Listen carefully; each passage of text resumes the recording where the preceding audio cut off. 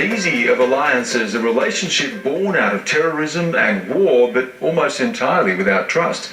The United States has ploughed billions of dollars into Pakistan to try to choke off the Islamist militant groups flooding across the border into Afghanistan. Yet the Pakistanis are accused of playing a double game, telling the US what it wants to hear, but secretly giving support to the jihadists. Now, United States Secretary of State John Kerry is in Pakistan to try to right the relationship as foreign troops prepare to leave Afghanistan. Let's have a listen to what he had to say. I'm pleased to announce that today, very quickly, we were able to agree to a resumption of the strategic dialogue in order to foster deeper, broader, and more comprehensive partnership between our countries.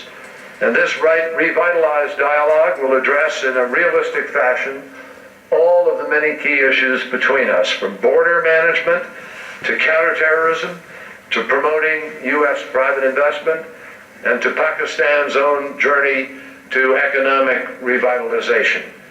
Well, earlier I spoke to Pakistan analyst Ashutosh Misra from Griffith University.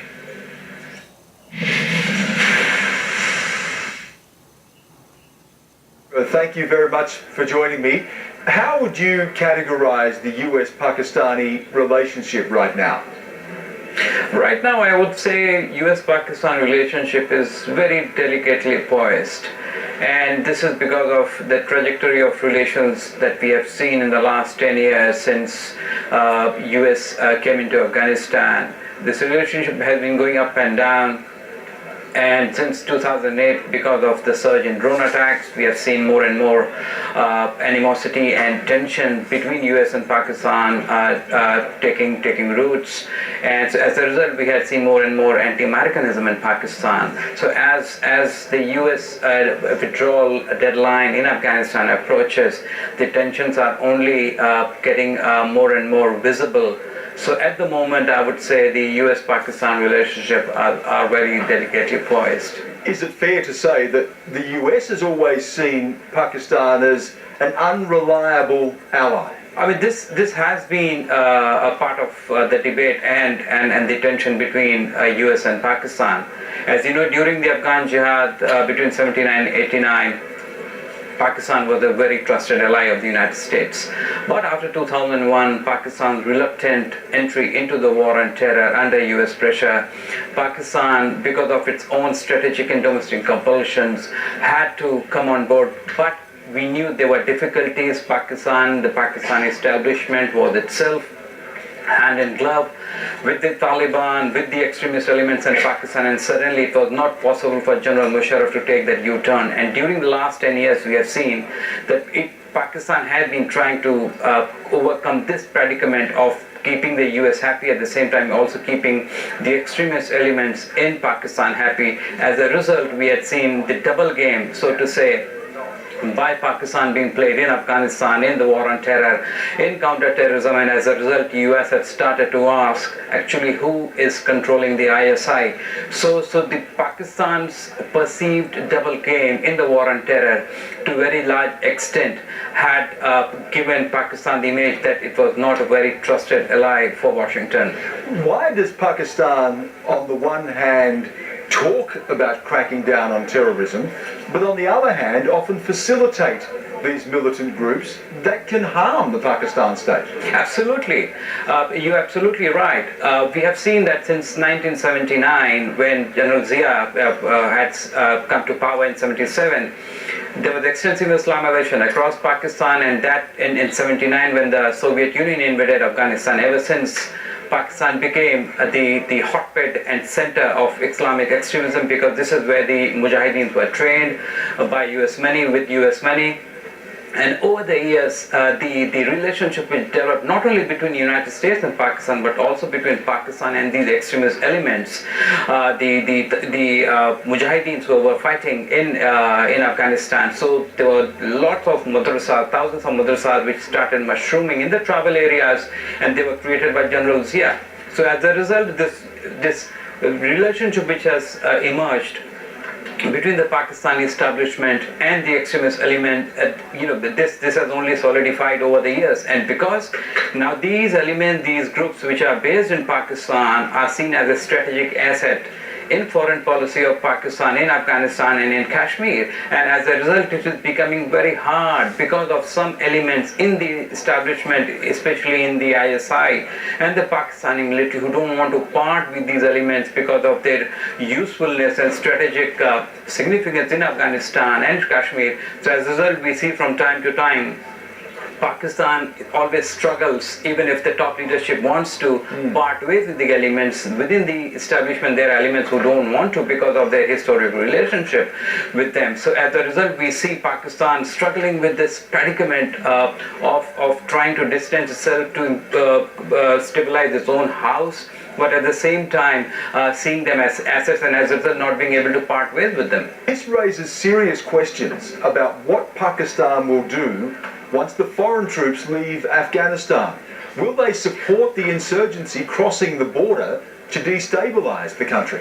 Yeah, this is a very good question. In fact, Pakistan is also as keen to stabilize Afghanistan as is the United States, as the Afghanistan itself, because Pakistan knows that to reduce the hostility of the Pakistani Taliban, they have to assuage the sentiments and feeling of the Pakistan Taliban itself, and that means that the Pakistani establishment and the ISI understands that the sentiments of the Pakistani Taliban and the Pashtuns who are living in Pakistan, their sentiments, their interests need to be addressed in Afghanistan in the new dispensation. As a result, Pakistan itself is very keen, and that's why the ISI has been playing a very important role in bringing the Taliban back on the table for talks with the United States in Doha.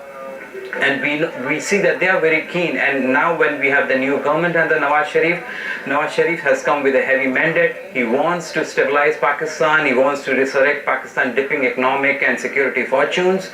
And as a result, Pakistan wants that. For that, he needs to have a very stable Afghanistan-Pakistan border. For that, he has to play a very positive role. So as a result, I would say that Pakistan understands that for its own security and stability, a stable Afghanistan is important. So this time around, I am of the view that Pakistan would like to play a positive role by bringing stability in Afghanistan, and this is why we see that they are trying to support the United States in bringing the Taliban in the talks. So I would say that Pakistan would like to stabilize Afghanistan for its own security and future.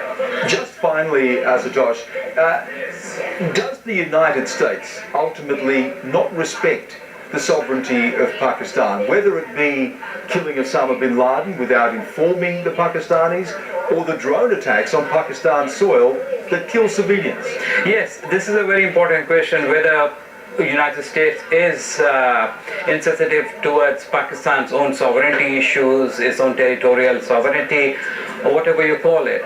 But to me, I think United States is trying to secure its own national interests. It has been saying that there are elements in Pakistan, in North Waziristan, we have the Haqqani network, we have the Quetta Shura, you have the Pakistani Taliban, South Punjab is a hotbed for recruiting militants who are fighting in Afghanistan against the US and the NATO troops. So United States understands that it has to deal with these militant groups on its own, because for some reasons the Pakistani establishment either is unwilling or unable to purge these elements who are waging attack on the US forces in Afghanistan. As a result, we have seen the surge in drone strikes in 2008, because United States has not been finding Pakistan, as I said initially, as a very trustworthy partner, and as a result they have been pushing this drone policy of eliminating those elements which were going against the interest of the United States and its allies in Afghanistan.